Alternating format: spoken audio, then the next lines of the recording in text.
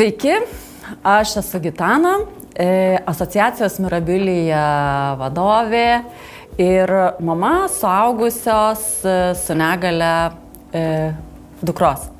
Šiandien šiame epizode aš pasikviečiau Nidą ir Editą, kurios taip pat augina vaikus su negale, pasikalbėti apie kitokią motinystę, pasikalbėti apie šventinį periodą, pasikalbėti apie tai, kaip mes jaučiamės šiuo šventiniu periodu, na ir žinoma apie tą amžiną temą, apie paslaugų trūkumą. Podcastą mes filmuojame kaip asociacija Mirabilija ir jeigu pajusite, išgirsite, kad tai, ką mes kalbame, yra aktualu, kad tai yra naudinga, tai kviečiame jūs prisidėti prie mūsų veiklos ir paremti mus per mūsų svetainę mirabilijanamai.lt, kurią mes paliksime komentarų skiltyje aprašyme.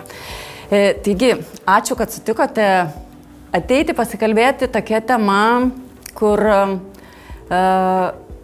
nėra lengva, man atrodo, vis tiek kalbėti apie tai, kaip mes gyvename kiekvieną dieną.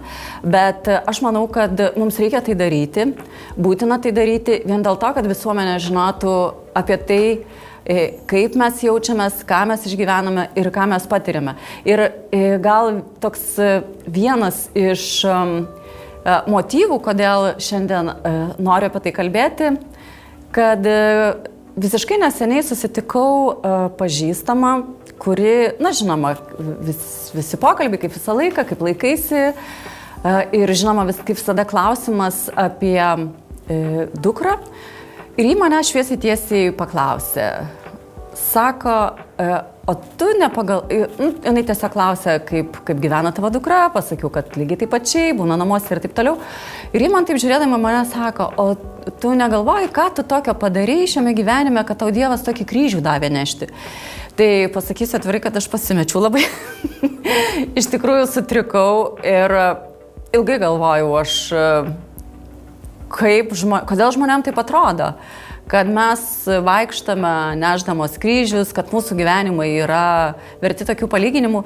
Tai Edita, gal tada pradedam nuo tavęs, trumpai prisistatyk, papasakok apie savo sūnų ir kaip jūs gyvenat. Sveiki, aš esu Edita, auginu sūnų. Iš tiesų jisai neturi gimtos negalios. Kai buvo 8 metai, jisai susirgo onkologinė liga. Na ir buvo labai sunkus gydymas. Kiek galėjo būti pašalinių poveikių, viskas teko jam, nors iki tol buvo sveikas vaikas. Tai todėl aš turiu palyginimą, kai buvo iki ir po yra. Tai dabar jis turi klausos negalę.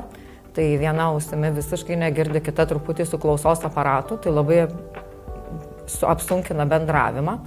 Ir taip pat turi sunkiai juda, nes kairė pusė truputėlį suparalyžiuota.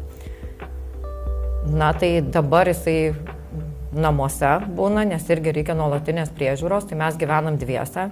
Vyrą prieš porą metų palaidojau, tai likom tik tai su sūnumi. Jisai baigė mokyklą, namuose aišku mokėsi, nes mokykloje nebuvo specialistų, kurie galėtų dirbti su vaiku, kuris turi klausos negalę ir kaip jam pritaikyti visas paslaugas, tai mokėsi namuose, mokytojai ateidavo į namus, aš jam tikrai labai dėkinga, nes tikrai sąžiningai mokytojai ateidavo. Po to mokėsi amatų mokykloje, kur, žinom, vienintelė turbūt mokymo įstaiga Alytuje, kur jau baigus mokyklą gali dar toliau tęsti mokslus neįgalieji.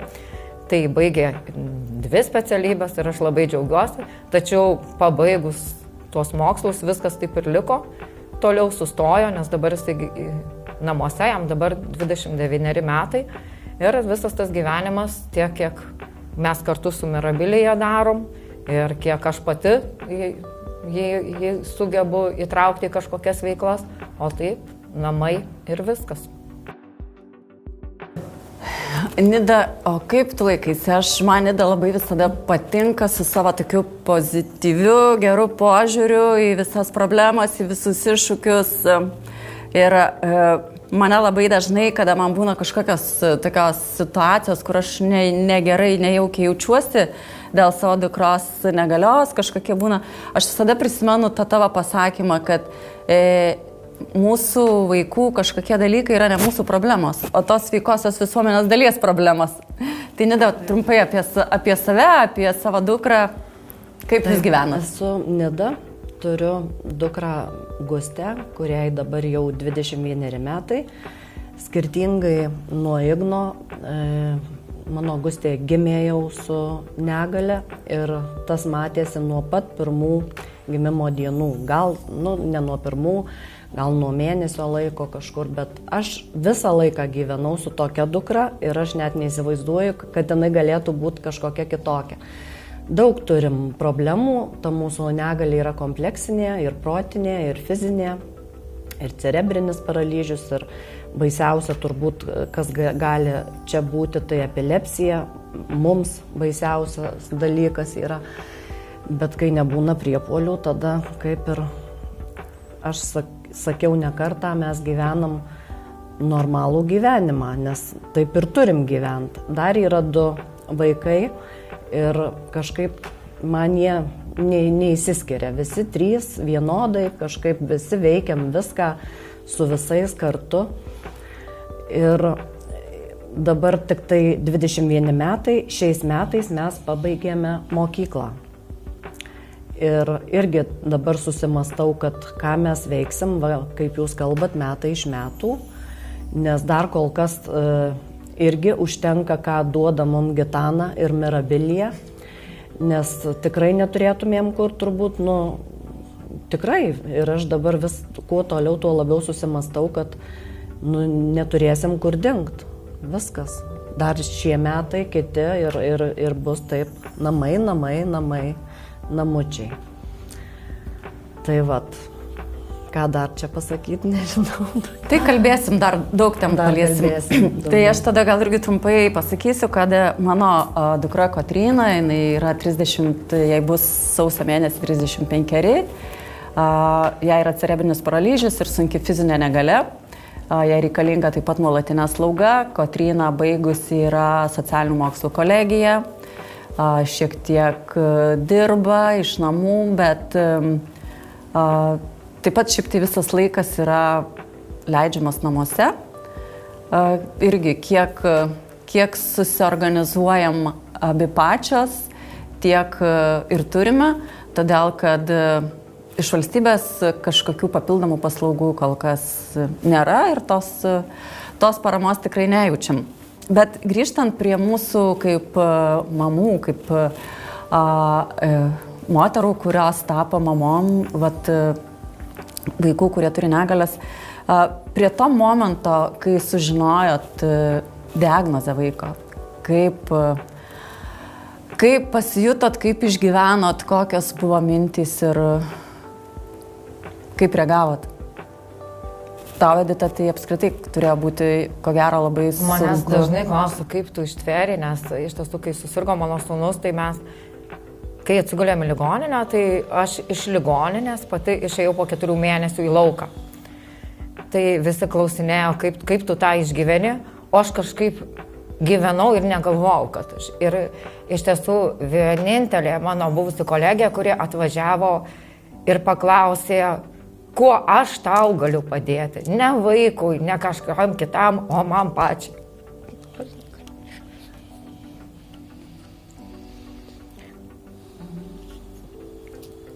Tai nes visi klausia, kaip vaikui, ką aš galiu vaikui padėti, o kaip mums gali padėti, tai sakau, vienintelė kolegė paklausė ir aš tada taip jį dėkinga buvau, kad jinai, nes aš negalvojau apie save, aš tiesiog kažkaip gyvenau, žinau, kad aš turiu būti su to vaiku, aš turiu jam padėti, turiu niekada nematyti mano ašarų, turiu visada būti linksma, patenkinta, viskas gerai, nes ir taip jam yra sunku, ir taip kažkaip sunku buvo. Ar pastebėjot, kad labai dažnai iš tikrųjų, jeigu atsiranda šeimoje ar vaikas su negalia, ar suaugęs, visą laiką yra dėmesys visas skiriamas jam ir niekada nėra skiriamas dėmesys artimiesiems. Kažkaip niekas niekada neužduoda savo klausimo, o tai kaip tie, kurie šalia jo, kaip jie jaučiasi, ką jie patiria, kaip jie išgyvena. Ir visas dėmesys, visa gydymas, dar kažkas visą laiką yra skiriamas būtent tik tam asmeniui. Ir vat to, kaip ir tu sakai, Edita, niekas niekada nepaklausia, kaip jaučiasi tie šalia esantis, nes mes patiriam ne ką mažesnį stresą iš tikrųjų, ne ką mažesnę nerimą, baimę ir visus kitus dalykus su tuo susijusius. Nu, Nida, o kaip tau? Tu taip pozityviai visą laiką viską, tai tu pasakyk, kaip tau ten, kaip tu išgyvenai tai.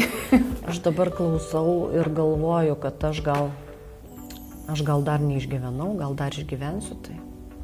Wow. Aš turbūt, žinokit, sakau, mano gal kita situacija už tai, kad aš mačiau nuo pat pradžių, mums nuo pusės metų prasidėjo priepuoliai.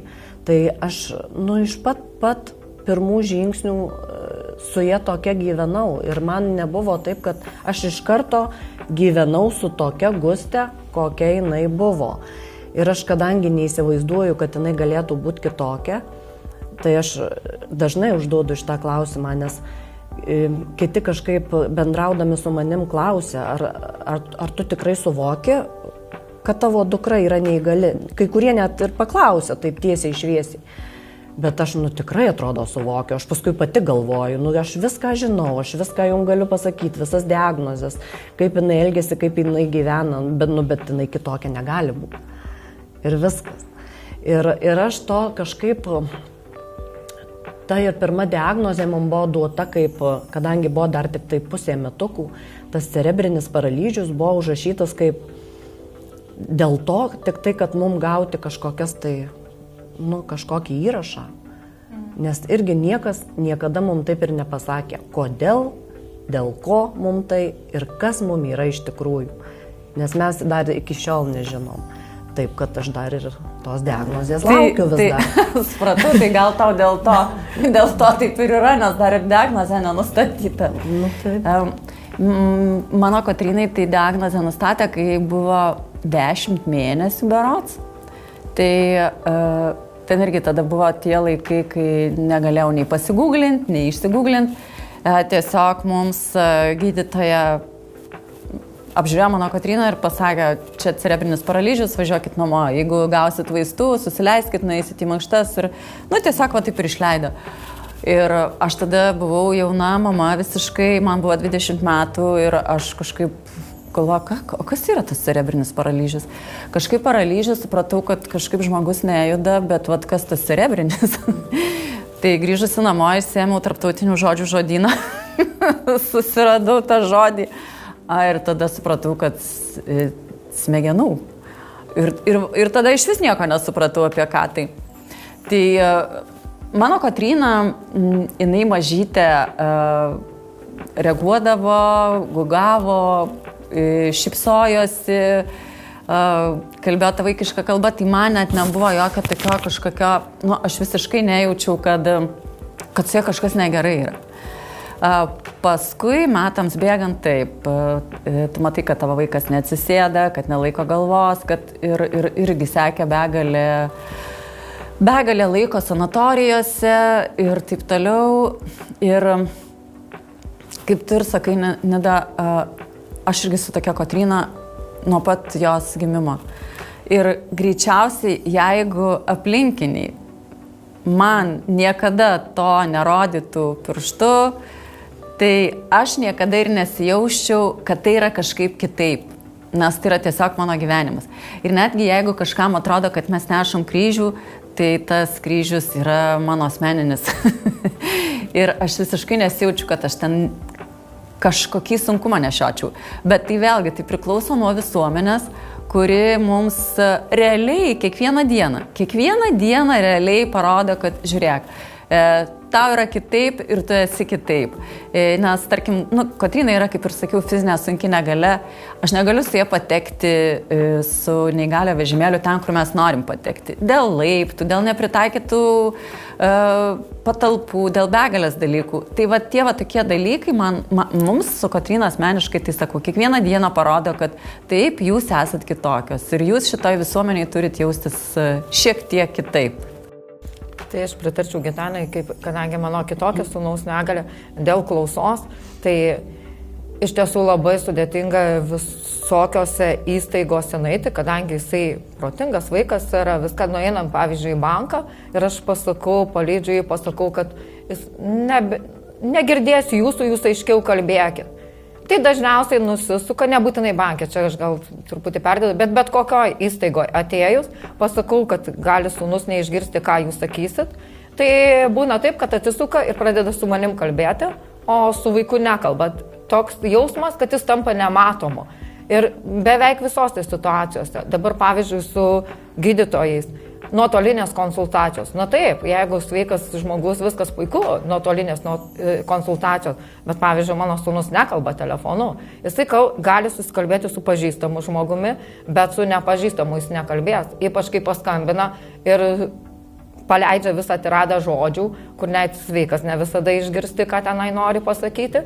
Tai su gydytojais tenka bendrauti man, nors turėtų ir galėtų ir jisai bendrauti, bet nuotolinės konsultacijos to neleidžia daryti. Tai begalė tokių dalykų, kur tiesiog nusisukam ir nekalbam. Tai juokingiausia būna, kai aš irgi stoviu ir tyliu, tai jisai neišgirsta, ką pasakyti, tai jisai sėdi, nes jis nesuprato, ko jo klausia, o aš taip irgi sėdžiu ir klausau ir tyliu. Ir tada pasimeta moteriškės arba vyriškai ir nežino, ką toliau daryti. Tai aš jau pasigailiu ir patarpininkauju ir sakau tuos žodžius, kuriuos sakė darbuotojas. Tai tikrai daug ištisai tų situacijų tokių. Bet jeigu taip pagalvojus, kodėl mūsų visuomenė taip kažkaip bando, kaip čia pasakyti, apsimesti, ar jiems nejauku kažkaip, ar tiesiog, jeigu tu matai, kad prieš tave yra žmogus, kuris kažko nesupranta, tai ar yra taip sunku tiesiog normaliai paklausti, tai kaip man su juo bendrauti? Niekada, nei vienas nepaklausti. Kodėl reikia apsimetinėti, kad staiga tu nematai to žmogaus, nematai to kažkokio kitokio bendravimo? Kodėl nepasistengti truputį šiek tiek daugiau, kad mes visi geriau jaustumės? Praktiškai nebuvo tokios situacijos, kad žmogus paklaustų, kad paklaustų tai niekada nebuvo. Tik tai kartais būna, kad aš paprašau, jūs galite lėčiau ir aiškiau kalbėti, nereikia rėkti, tiesiog paprasčiau kalbėti, nes svetimas balsas, kad ir su klausos aparatu, bet svetimas balsas, jisai turi smegenys prisitaikyti prie to balso. Pavyzdžiui, aš tai susikalbu visiškai be problemų ir net pašnibždomis, nes prie mano balso pripratęs, bet kitas balsas jau kitaip yra. Tai nė karto nebuvo situacijos, kas paklaustų, o kaip man bendrauti. Tai mes ir norėtumėm pakviesti visuomenę, kad, jeigu jūs matote, kad yra kažkaip kitaip, negu mes įpratę, tai tiesiog normaliai paklausti, tai kaip aš galėčiau tai daryti? Tai aš dar norėčiau pridurti, žinot, kas paklausia. Nes kadangi mes turim brolį mažesnį ir mažesnę sesę, tai paklausia vaikai. Ir ką aš visą dabar gyvenimą dirbau, tai aš visą laiką dabar stengiausi Gustę visur vežtis į kiekvieną Tajaus ir, dar vasarį ateis metas, dar jinai maža. Tajus mano sūnus, yra dabar jam 9 metai, jis yra 3. Nulinukuose, darželį, į visas šventes vežiausi, vedžiojausi, ėjom, dalyvavom. Nors buvo pradžioj pasakyta, kad gal jai bus per sunku. Nesakau, mums tikrai nebus per sunku, nes aš tada, kai pradėjau visur vestis, vaikai paklausė. Jie nebijo paklausti. Ne taip kaip suaugę. Jie turbūt bijo, aš įsivaizduoju, ko jie nežino, jiem geriau, kaip vasakot, nusisukti ir palikti tai ramybėje, ar ne?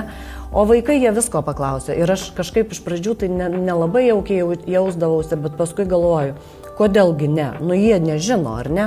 Ir aš jiems papasakoju vieną kartą, antrą kartą, kitą kartą jau jie ateina pasiklausia, kaip ta Gustė, ir dabar netgi klausia, ją pažįsta. Kai ją pažįsta, tada jie nebesielgia kaip su kažkuo tai išskirtiniu ir kitokiu ir neįgaliu.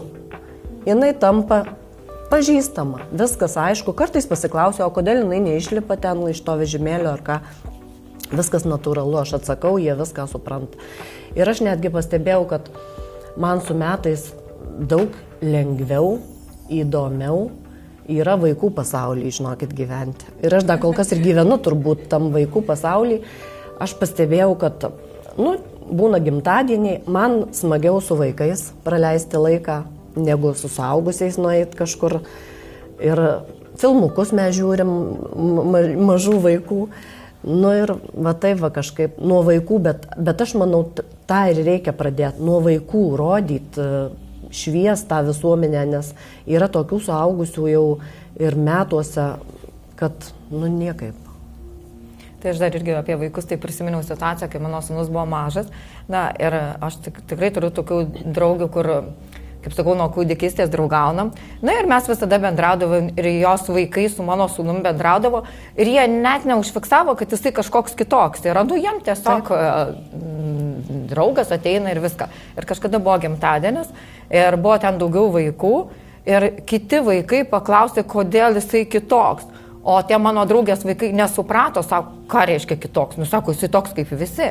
Nes jie nematė, kad yra kažkaip kitaip. Jie įpratę visą laiką, kad taip yra. Ir jie net nematė tos negalios, kad ta negalė yra. Tai taip va, irgi, va, kaip sakai, vaikai kažkaip kitaip. Ir jie tada paklausė, paaiškinė jam ir viskas. Nes turi ją matyti, turi ją pažinti. Ir va, dar vieną situaciją vis tiek pasakysiu. Važiuojamgi mes visada neįgaliojo vežimėliu, Tajus eina šone ir pro darželį važiuojam ir ten visi vaikai išlėkia į lauką ir prilėkia kiti ir žiūri. Aišku, yra vaikų, kurie nematę. Žiūri per tą tvorą į tą vežimėlį, kas čia dabar ir pažįsta gal ir Tajų iš matymo kažkiek, kiti pažįsta, viskas gerai. Ir Tajus taip net irgi eina ir jis net atsisuko pažiūrėti, ką jie ten žiūri, taip nesuprato jisai ir, jam natūralu ir tas vežimėlis ir viskas, ir tai tiesiog turbūt reikia daugiau pažinti mus, ar ne? Tai ir pažinti. Ir įsileisti į tą, kad tai mes esam kaip ir visi. Bet gal čia yra dar ir mūsų pačių tokia kaip problema, gal kažkaip kitaip pasakyti, kad labai dažnai mes patys užsidarom namuose su tais vaikais, ypač su vyresniais, kad mes patys stengiamės vengti visuomenės, mes patys stengiamės kuo mažiau rodytis dėl daugelio priežasčių ir dėl nepritaikytos aplinkos ir dėl to požiūrio, bet iš tikrųjų tai kuo mes daugiau esame visuomenė, kuo daugiau visuomenė mus mato, tuo jai yra galbūt paprasčiau mus priimti ir priimti ir tuose stereotipuose tokiuose negyventi, kad žmogus būtinai turi atrodyti tik va taip ir ne kitaip. Tai va toks. O dabar, sakykit, grįžtam prie to šventinio laikotarpio. Visi ruošiasi kalėdom, prasidėjo kalėdinės fotosesijos, visi gražus, laimingi, su šypsenom. Kaip jums tas laikotarpis, kaip tos šventės didžiosios, kokios jos būna jūsų namuose, kaip joms ruošiatės, kaip sutinkate, kaip jaučiatės? Gal aš pradėsiu. Mes per švenčių laukiam, visi. Laukiam švenčių ir tas laukimas ir yra mūsų šventimas. Nes ta diena paskui greitai praeina ir ten ar taip, aišku, va taip. Bet tas laukimas yra smagus. Lemputės, aš labai daug pasakoju savo Gustei. Jinai nekalbanti yra visiškai. Bet jinai girdi, jinai viską supranta, ką aš pasakoju, jinai reaguoja, pas ją emocijos yra, jinai irgi taip pat labai laukia tų dalykų, kad atvažiuos pas mus močiutė, atvažiuos pas mus diedukai, visos tos tokios, nusistovėję tradicijos, kas pas mus įvyksta per Kalėdas, per naujuosius ir apskritai per kitas šventes. Tai yra dažniausiai žmonės, jai artimi, pažįstami, mylimi ir tai yra labai gerai. Dar vienas dalykas, mes kaip ieškom kažko, kur užsikabinti, tai koncertai šventiniai visokie, bernužėliai, žemaitukai pas mus karaliauja. Tai čia yra kažkas nepakartojimo ir jos tos emocijos, visos džiaugsmo, nes niekas taip nesidžiaugia kaip jinai. Aplinkui niekas taip nesidžiaugia kaip jinai. Ir jinai užkrečia ir aš įsimylėjau tuos žemaitukus, bernužėlius. Man irgi koncerte smagu, nors prieš tai visai ten įsigyvenau ir tiesiog, mes laukiam švenčių. Aišku, pavargsti, nes prie to dar ir mama atvažiuoja pas mus ir tas sambrūzdis, daug ko reikia rūpytis, bet smagus tas pavargimas būna tikrai. Švenčių laukiam. O kaip pas jūs, Edita? Pas mus tai irgi, jeigu sūnus pradėtų ir neragintų, kad gal jau einam puoštis, tai aš kartais, kadangi aš dirbu mokykloje, tai aš tiek nuo to šurmulio mokykloje, nuo tų šventimų, visų pasiruošimų, visom tom šventėm ir darbo tenai, aš taip pavartu, kad aš galvoju, aš namų turbūt nepasipuošiau. Bet paskui, kaip sako, tai gal jau pradedam puoštis ir paskui iš tiesų būna smagu, jis mėgsta irgi visokias dekoracijas daryti, viskas. Tai viskas gerai šeimos rate, taip, kol tai yra gyvi tėvai, kol visi suvažiuojam pas tėvus, tai šeimos rate taip, viskas smagu, viskas gerai, nes pažįstam aplinką, žinom, kas ir kai būna, laukiam tų dovanų, puošiamės ir taip toliau. Tačiau tai kūčios Kalėdos, bet taip ir užsibaigia tas viskas tam šeimos rate. Jeigu nori kažkur tai daugiau kažko, tai jau būna sudėtinga. Ir visą laiką reikia labai apgalvoti, kur tu galėsi išeiti. Pavyzdžiui, kaip sakot, jums koncertai visokie, ar ne? Mes praktiškai negalime į koncertus išeiti. Ateinam, pavyzdžiui, mes to šventės eglutės atidarimo šventę. Negalim ateiti, nes čia šaudo fejerverkai ir tada reikia išjungti klausos aparatą, išsijungti nuo viso to garso, nes per didelis garsas būna. Taip pat, ir taip pačiai koncertus eiti. Tas pats Svajonės nuostabus atrodo koncertas, irgi garsas būna didelis, jau aš negaliu eiti. Aš noriu eiti, bet aš jau kartu su vaiku negaliu eiti. Bet čia dalykai, kuriuos atsirenkam ir galim pasirinkti eiti ar neiti.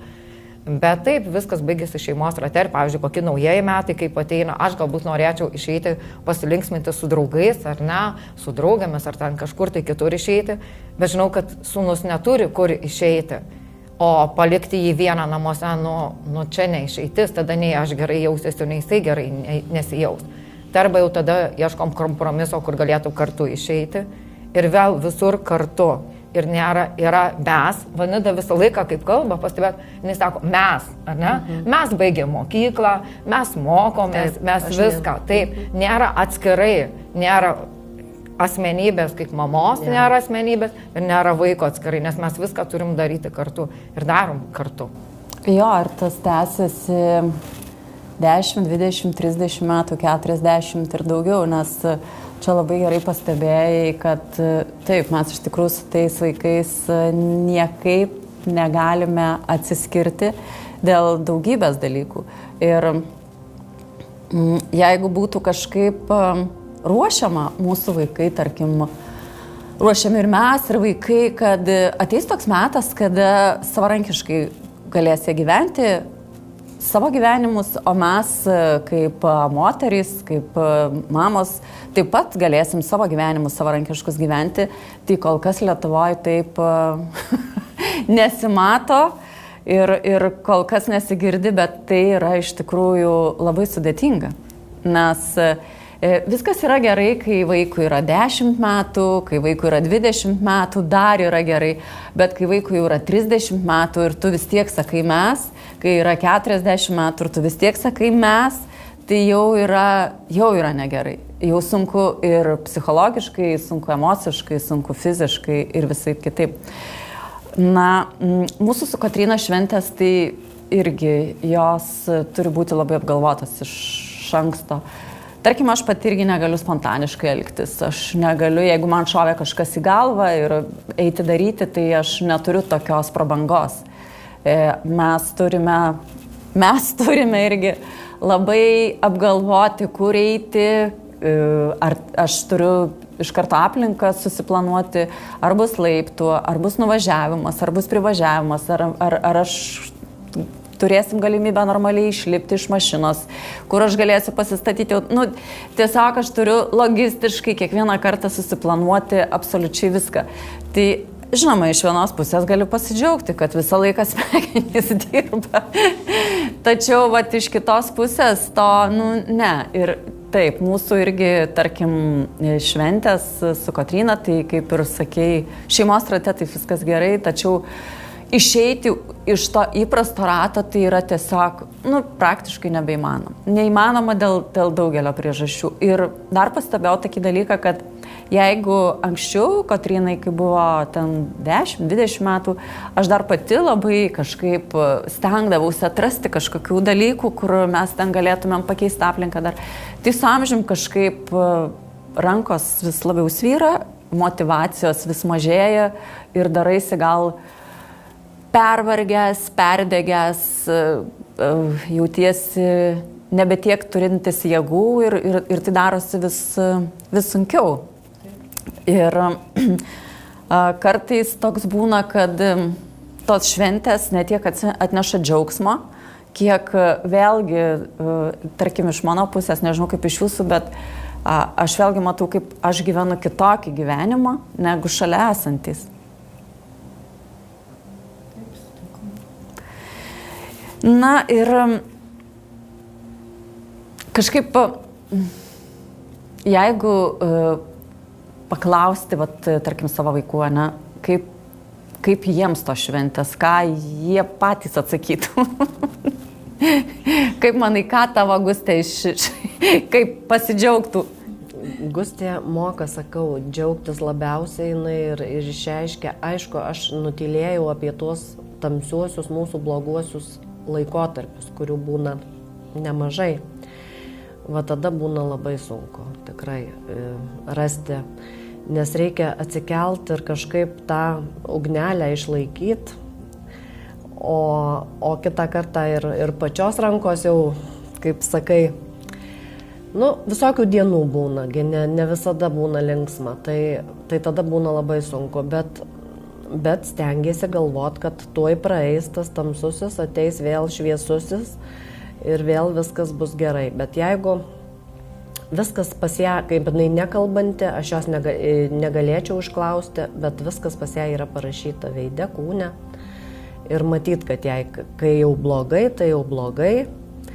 Ir nežinai, kas blogai. Nežinai, ką skauda, kurioj vietoj. Ir nežinai, kaip padėti, tada, kaip būna sunku, baisiai. Bet, sakau, kažkaip ištveriam tą ir vėl ateina vėl tas gerasis, tada matai, kad jinai džiaugiasi, aš jau jos džiaugsmus žinau, ko jinai norėtų ir visada stengiamės bent jau per šventės, tai jau visą daryti, ką norim, nes jau tada būna šventės. Bet ką norim vaikai, taip, bet ne mama. Manęs nėra. Manęs dar nėra. Gal aš kažkada tai atsirasiu, aš taip galvoju, nes vis tiek tie ir mažesni vaikai galbūt išeis, gal tada mes, galbūt, kaip tu sakai, su metais, nes dar mums tik tai 20. O būna taip, kad toje motinystėje jaučiatės vienišos kažkaip su savo kitokia motinystė. Nebūna, kad jaučiatės, kad jauti vienatvę ir kad būni kartais nesuprasta ir kad pati savo turi labai padėti. Ne kartais, tai ištisai.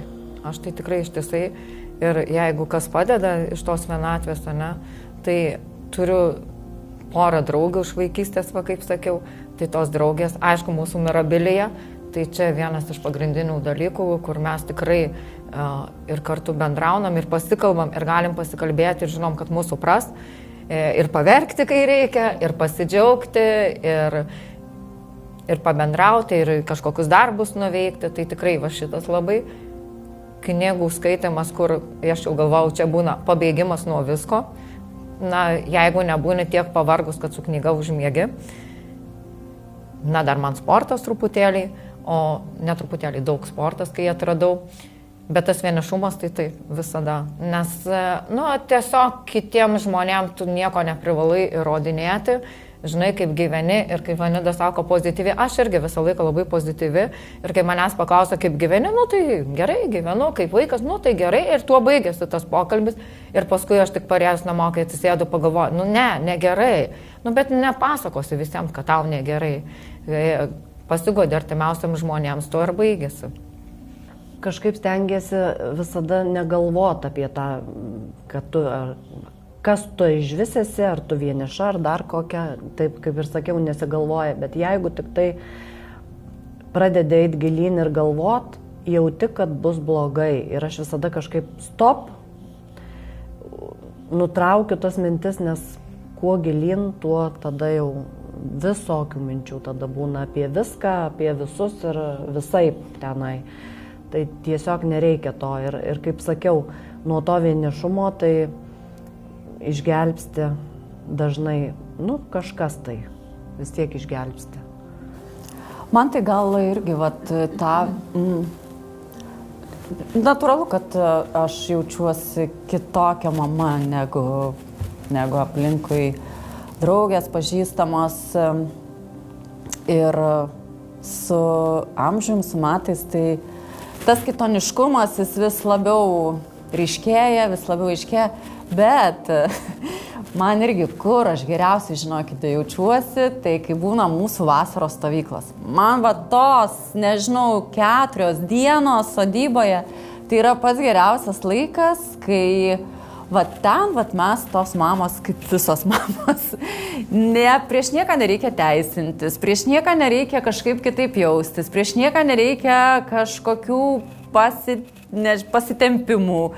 Tiesiog esam ten tokie, kokie esam.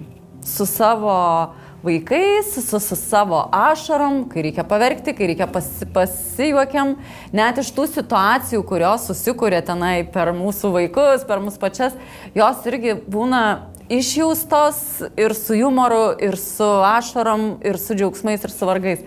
Tai bet dėl to vienišumo, tai man tai, tarkim, labai yra svarbu ta mūsų bendruomenė. Kad jinai ir nedidelė, bet man taip yra svarbu, kad aš galiu pasiskambinti žmogui, mamai, kuri turi tokią pat, taip pat gyvena kaip aš, ir aš su ja galiu pasikalbėti, aš jai galiu išsakyti viską, kaip aš jaučiuosi, o tų jausmų būna visokiausių ir aš žinau, kad manęs nepasmerks, aš žinau, kad nesistebės, aš žinau, kad mane išklausys, nebūtinai net paguos, užtenka to, kad išklauso, išgirsta tave ir kažkaip ramiau pasidaro iš tikrųjų. Bet tą žmogų, tuos 1-2, bendruomenę turėti šalia savęs, kur tu gali bent retsykiais pabūti tuo, kuo tu esi iš tikrųjų, be kaukių, be kažkokių ten dirbtinių šypsenų, bet pabūti taip, kaip tu jautiesi, tai man atrodo labai labai yra svarbu. Ir man tai vienas džiaugsmas, kad mes esame. Taip, ir man aš dar paantrysiu. Aš dabar prisiminiau irgi tą situaciją, aš kaip sakau, aš niekada nesusimastau, ar aš vieniša ar ne. Ir tik tada, kai Gitana mums organizavo tuos psichologijos kursus, kur, atsimenu, dėl 10 seansų buvo. Ir psichologija turbūt, jai pratarė kokią 10 žodžių per juos visus, tai tik tiek. Tai aš tik tada supratau, kai mes kalbėjomės visos kartu, vienos su kitom, be jokio ten psichologijos, ir aš tada supratau, kad aš tikrai ir vieniša, ir turiu problemų, ar ne. Bet kaip man, ir aš tikrai kalbėdamasi supratau, kad daug ko turiu, visko, ir kaip man padėjo tie seansai. Aš prisimenu dar ir dabar. Tada tai buvo pirmieji mūsų seansai, Gitana. Tavo buvo pagalvojimas apie būtent mus mamas, mes ten be vaikų buvom ir kaip tu sakai, galėjom kalbėti, ką norim, kaip mes jautėmės, vis įsiliejom ten, mes visom prasmėm įsitaškė. Aš tai visą laiką labai, man labai iš tikrųjų rūpi pirmiausia tai mamos, kurios turi vat vaikus, ypač su sunkia negale, nes ir kad būtent mamos jaustųsi emociškai stabiliai, emociškai tvirtai, tada mes galim padėti ir savo vaikams. Bet jeigu mes jaučiamės blogai, jeigu mes jaučiamės blogai emociškai, blogai psichologiškai, blogai fiziškai, tai mes iš tikrųjų nei savo galim padėti, nei savo vaikams galim tada padėti ir būti atspirtim. Ir dar, nežinau kaip jūs, bet pastebit, kad šalia visą laiką atsiranda, kad ne tik savo vaiku turi rūpintis, bet dar šalia būrys yra tokių, kuriais tu turi kažkodėl pasirūpinti, apie juos pagalvoti, jiems padėti. Nėra tokio. Labai yra. Ir aš kuo toliau, tuo dažniau pagalvoju, kada nors kas manim pasirūpins, aš ir tą, ir aną, ir trečią, ir ketvirtą, ir penktą darai.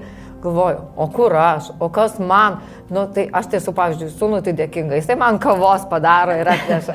Vakare gerdamas arbatą, kadangi jis sako, gal tu nori arbatos, tai atneš puodelį arbatos padaręs. Tai bent jau tiek turiu, tai irgi pasidžiaugiu tuo, bet taip, iš kitų, tai, dar turiu iš tiesų buvusias kolegės apie tas pačias, kur pasakysiu, kur paskambina, turiu bilietą į koncertą atliekamą, gal nori, visada pagalvoja ir pakviečia kažkur tai sudalyvauti, tai kokią edukaciją darželį, kokiem vaikam padaryti, tai tikrai labai dėkinga tom buvusiom jau dabar kolegėm, kur mes ten 20 daugiau metų kartu dirbom ir labai gaila tos mokyklos, kurią uždarė, bet likom draugėm visam gyvenimui ir tie draugai, kurie tavo tą istoriją nuo pat pradžių žino, su jais yra ir paprasčiau bendrauti ir smagu susitikti būna, o kiekvieniems naujiems sutiktiems nepasakoti visos tos istorijos. Nebūtinai ir įdomu jiems. Tikrai ne. O vis tiek prieinam prie to, kad apie tas paslaugas, apie tą paslaugų trūkumą. Kokių konkrečių, tarkim, paslaugų jums trūksta šiuo metu? Jeigu galėtumėte, jums paduoda visą meniu ir renkėsi man šito, tai kokių būtent labiausiai reikia? Aš gal pirmą pasakysiu, kad mums dar tik tai pirmi metai po mokyklos, tai aš kažkaip dar to viso meniu neapsvaršiau, ką aš galėčiau rinktis. Dar nealkana. Dar nealkana visai, bet kartais vis tiek pagalvoji, bet irgi turim pagalbos, močiutė atvažiuoja tas 2 valandas su vežimėliu, jos išeina, aš turiu labai tokį didelį atokvėpį, 4 valandų yra daug. Tai kažką galvoju apie asistentą, vis pagalvoju, bet aišku, kaip rast tą žmogų, su kuriuo užmegzt ryšį, ar ne? Ieškojimo būdu. Žinok, turi daug. Net jeigu kalbant apie tą žmogų, tai net nereikia tikėtis, kad tau iš pirmo karto pas tave tai žmogus, su kuriuo tu surasi ryšį, nes apie tas paslaugas irgi, apie tos žmonės, kurie turėtų padėti, ne visada jie būna tokie, kokių tu tikiesi jo. Tai tą žmogų atsirinkti, tai irgi užtrunka. Tai reikės kažką pagalvoti apie tai, nes tikrai reikės. Bet kaip sakiau, mes dar turim mirabiliją, turim dabar muziką nuostabę, turim mankštas. Labai noriu pasidžiaugti už visas šitas, ką mes turim. Ir taip mes dar gal kokie masažai ar kas, bet viskas Gitanos dėka kol kas. Tai ne tik mano, čia mūsų visų. Aš nesuku dėl to, aš negalvoju, nes aš ir nemoku turbūt tenai. Tu moki kitus dalykus. Tu moki pasakyti vieną sakinį kokį nors, kur mums visoms, kai atsimeni visą gyvenimą ir tada to sakinio eini su tuo sakiniu ir tada gyveni lengviau. Ko jums su Ignu? Aš tai norėčiau, kad darbo būtų. Kad galėtų dirbti, bent kadangi negali visos darbo dienos dirbti, tai nors 4 valandų per dieną, tai būtų labai puiku, kad kažkas tai būtų, bet kiek bandėm ką ieškoti, tai...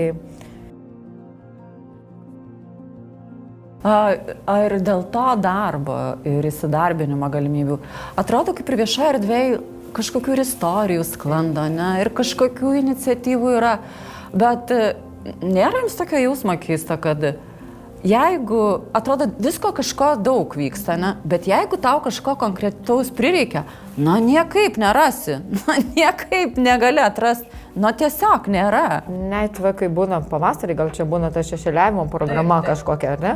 Ir duodėjai, taip. Ir kai Alytuje ieško įmonių, kurios priimtų neįgaliuosius pabūti asistentais, pabūti toj darbo vietoje ir kažką tai padirbti. Tik kiek Alytuje įmonių atsirado, kad priimtų. Tai, žinau, Rimiai parduotuvėje, mano sūnus buvo Rimiai parduotuvėje tada ir jam labai patiko, kaip apie bandeles įrodė procesą ir sakė, čia konfidenciali informacija, sakė, man neišduoti, kaip čia receptų visų. Tai iš tiesų jam buvo įdomu, kad ir pabendravo su darbuotojais, tai vieninteliai, kurioj buvo. Žinau, kad dar kažkur tai keliose įmonėse buvo, bet iš tiesų tai niekas, net pabandyti porai valandų priimti žmogų su negali, gal jis puikiai galėtų tą darbą atlikti, bet pas mus visuomenė dar nepribrendus. Bet ar čia ne tai, kad nepribrendus, bet nėra tokio jausmo, kad niekada gal ir nepribręs? Kodėl mūsų žmonėse nėra tos atjautos? Nėra tokio supratimo. Gal aš ir klaidingai galvoju, matau, bet esu pastebėjusi, kad žmonės tik tai tada atkreipia dėmesį į šalia esantį su negale, su kažkokia liga, jeigu pačiam kažkas tai atsitinka. Jeigu pačiam atsitinka, jeigu pačio aplinkoje kažkas tai panašaus įvyksta, tada kažkaip persiverčia ir matymas, ir mąstymas, ir kažkokia atjauta. Bet jeigu šalia to nėra patyręs, tai niekada labai retu atveju tu iš to žmogaus sulauksi kažkokios atjautos, dėmesio. Aš net kalbu apie, tarkime, ir pačius tuos valdžios sprendimų priėmėjus, nuo kurių palaiminimo priklauso tokie dalykai kaip ar vaikai su negale turės laisvalaikį kažkokį, ar vaikai su sunkia negale turės kažkokius užsiėmimus, ar vaikai su sunkia negale turės kažkokią aplinką normalią pritaikytą mokymui, ar suaugęs su sunkia negale vėlgi turės galimybę išeiti iš namų bent vieną kartą per savaitę. Tiesiog tokie paprasti dalykai. Nes, tarkim, mano dukra taip pat, jinai visą laiką leidžia namuose. Ir kažkokios erdvės, kažkokių vietų, kur nesvarbu diagnozė, mane tai dar labai erzina, viskas, pas mus visos socialinės paslaugos, tai pirmiausia pagal kodus ir diagnozės. Jeigu tavo kodas yra toks, tai tau priklauso tai, bet jeigu tavo kodas kitoks, tau tai nepriklauso. Yra galbūt kažkokių ir tų bendražmogiškų dalykų, kur, ne pagal kodus turėtų žmonės skirstyti. Nemanote taip? Taip.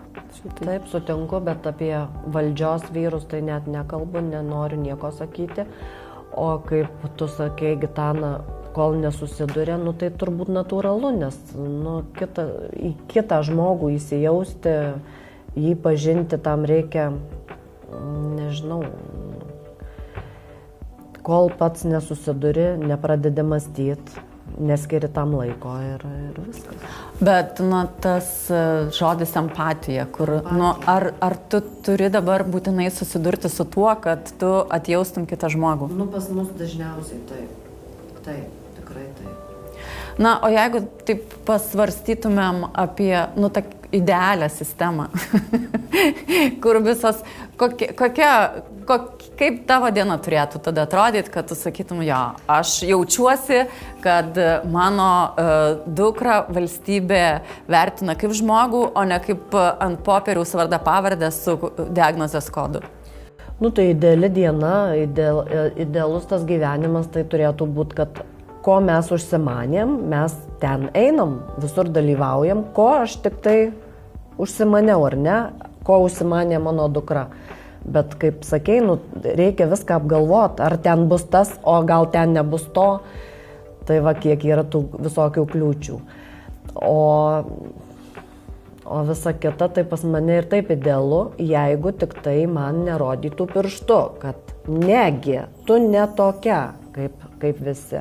Jūs netokie, jūsų šeima netokia.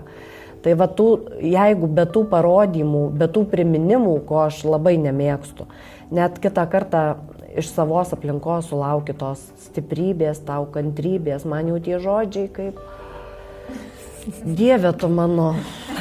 Ir aš kažkaip net iš pradžių tai stebėdavausi, aš galvoju, dėl ko čia man tos stiprybės, gal dėl Tajaus, nes Tajus toksai yra sudėtingas vaikas, gal dėl jo čia žino apie visas tas mano problemas visų vaikų. Paskui tik tai, taigi galvoju, taigi čia apie Gustę, visą laiką visi turėjo omeny ir giminės dar tolimesni, vis dar ir dabar švenčių proga man stiprybės, kantrybės. Apie karmą nekalbame? Ne, čia svetimi daugiau paklausia, atsiranda dar tokių. Tai va, jeigu nebūtų tų priminimų man iš kažkur, iš visų pusių, tai aš iš vis idealiai gyvenčiau. Kaip tavo, Edita, turėtų diena atrodyti? Tobula, kaip moters, kaip mamos, kurios vaikas jau yra suaugęs? Turbūt būtų gerai, kad turėtų, kaip sakiau, darbą ir galėtų išeiti kažkur tai dirbti porai valandų, bent jau porai valandų per dieną.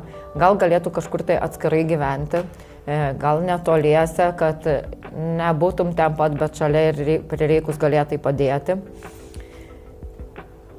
Daugiau nežinau, kažkaip. Aš tai irgi norėčiau, kad mano dukra savarankiškai galėtų gyventi. Ir aš norėčiau gyventi savo gyvenimą, ir aš norėčiau, kad jinai gyventų irgi savo gyvenimą. Ir kad lygiai taip pačiai, kaip sakai, kad jeigu jinai užsimanė kažkur išeiti, kažką pamatyti, kad tai būtų sąlygos tai padaryti. Ir lygiai taip pat aš, kad galėčiau elgtis taip, kaip man norisi, jeigu aš užsimaniau šiandien kažkur važiuoti, tai ir turėčiau tą galimybę, man nereikėtų pirmiausiai logistiškai susidėlioti, kas gali ateiti, pažiūrėti, sutvarkyti, pervežti, nuvežti, paimti, padaryti. Tai jo, mano tobula diena irgi būtų būtent va tokia, nes berods Švedijoje, man atrodo, apskritai Skandinavijoje yra vaikas, nesvarbu su kokia negalia, jis yra ruošiamas, kad jis gyvens savarankiškai. Ir tam yra sudaromos sąlygos, tas vaikas tam yra rengiamas, tėvai lygiai taip pačiai. Ir ten yra žinoma ir pasirinkimo laisvė, kur tas vaikas gyvens tam pačiam mieste, kitam. Tiesiog pas mus dėja visa ta sistema taip buksuoja, kad mes ir toliau tėvai turime tą naštą tempti. Nesvarbu kiek metų, nesvarbu kaip, tiesiog valstybė kaip ir nelabai įdomu toksai, kaip visiškai gauname mes ten tą neįgalumo pašalpą, slaugos pašalpą ir viskas tuo kaip ir pasibaigė. Ir dabar kalbantis, tai realiai matom, kad begalę dalykų tai sprendžia tokios asociacijos bendruomenės kaip mūsų. Užimtumo, laisvalaikio ir pagalbos kažkokios iš valstybės, tokios didesnės, tai kaip ir nelabai sulaukiam. Tai aš tuo dar ir noriu pasinaudoti progą ir paprašyti, kad jeigu jūs galite prisidėti prie to, kaip mes, prie mūsų veiklų, kad mums būtų lengviau gyventi, patogiau gyventi, tai iš tikrųjų labai kviečiu mus paremti ir paremti mus per mūsų svetainę mirabilienamai.lt, kurios nuorodą mes įdėsime komentarų skiltyje. Na ir paskutinis klausimas, prieš paskutinis gal. Iš kur semiatės tos šviesos, tos vilties ir energijos ir tų resursų, kaip pasipildote ir ypač po šito šventinio laikotarpio, kuris laukia mūsų, po to chaoso, po to šurmulio, iš kur pasisemet jėgų gyventi toliau? Aš tai tokio esminio šaltinio kaip ir neturiu, aš kaip ir sakiau, mes vis dar ieškojimų kely. Mes vis ieškom, bet pirmas dalykas tai yra, kaip irgi minėjai tu, Gitana, kad neužsidaryt namuose. Svarbiausia yra neužsidaryt nuo visų ir reikia eiti ieškot ir to šaltinio, ir tos vilties, ir būtinai tam ieškojimo kely vis tiek tu kažką tai rasi. aišku, surandi ne tik gero ir blogesnių, bet visada tas geras surastas atperka visus tuos blogus. O jeigu iš tokių pastovesnių šaltinių, kur aš žinau, kad aš tikrai galiu, tai kaip ir minėjau, užuovėje mano yra Mirabilija, kaip mes ten ir kartu pasibūnam, ir dar mano užuovėje irgi skaitymas, pabėgimas, kažkur pasisemtos tokios, tai irgi gražių minčių, aš dabar labai jautri pasidariau, tai skaitau, verkiu, aš įsiverkiu, man taip gera, tiesiog ar ten kokį filmą gerą pažiūrėjai, irgi įsiverkiai, įsitaškiai ir tu jautiesi tada, nusimetus kažkaip visą tą, ar ne? Tai vat ir, kitą kartą smulkmenos tokios,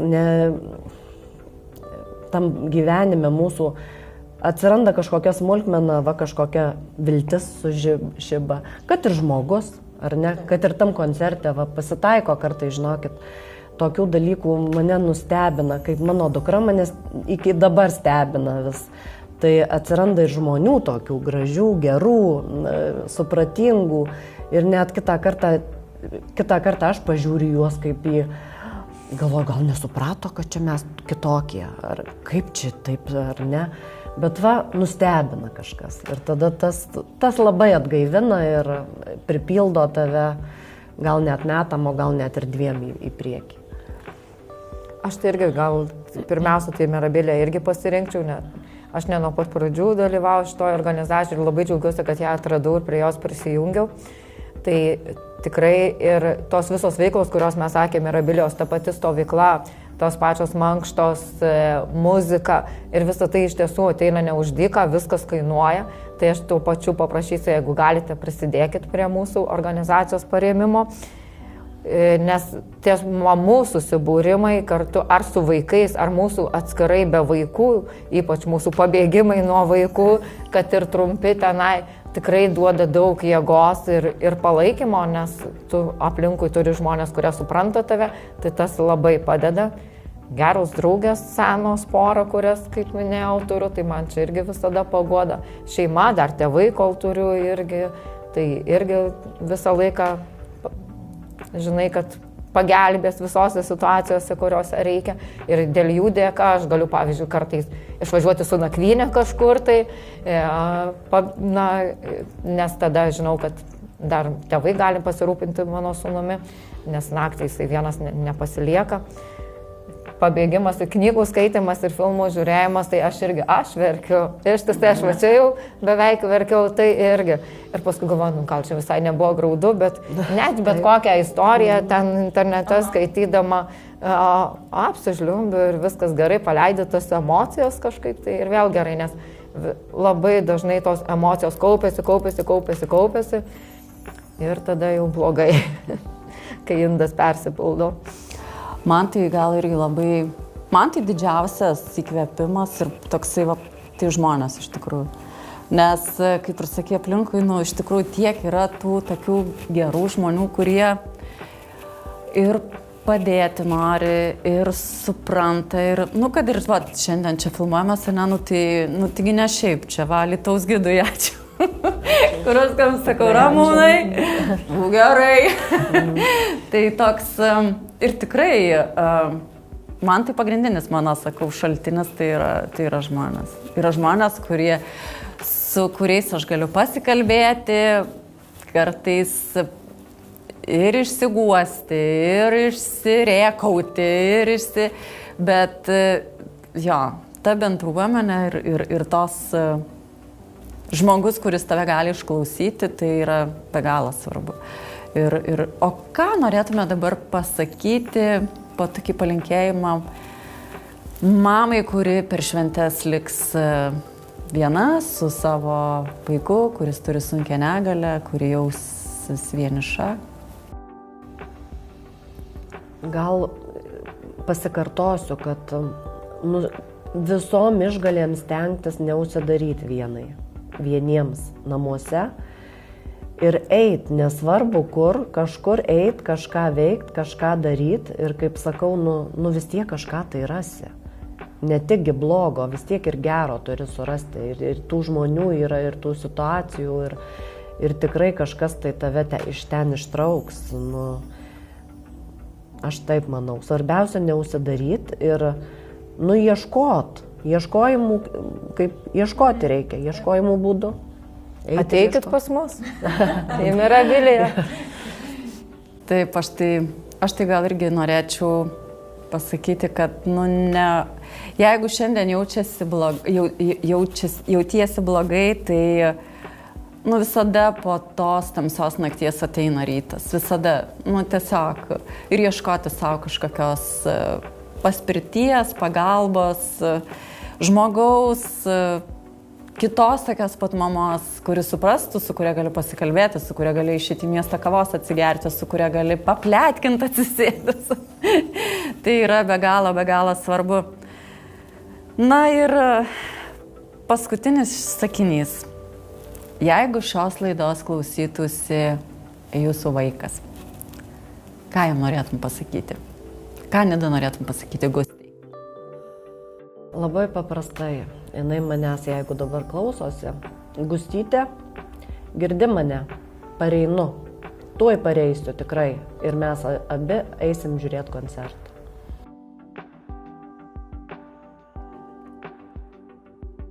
Ignai, aš tave myliu ir labai džiaugiuosi, kad esi mano gyvenime ir praskraidi tas akimirkas, kai man būna labai sunku. Ir pasakai, einam kažką konstruoti, atneši kavos puodelį, tai dėkinga už tas akimirkas, už tas, kad einam pasipuošti kambarį ir padarykim ką nors kartu. Kotryna, aš tave labai myliu. Tu esi pati geriausia mano mergaitė, mano geriausia draugė. Ir dar mes labai daug visko turėsim matyti gražaus. O dabar eisim ruoštis šventėms ir vis tiek pasipuošim namuose eglutę. Tai ačiū labai, kas mūsų klausysitės, kas girdėsite. Na ir paskutinis prašymas. Jeigu jūs jaučiate, kad galite ir norite prisidėti prie mūsų veiklos, tai dar kartelį prašom jūsų užeiti į mūsų svetainę mirabilienamai.lt, pažiūrėti, ką mes veikiam, kuo mes gyvenam. Na ir jeigu galite prisidėti prie mūsų veiklų. Ačiū Jums labai.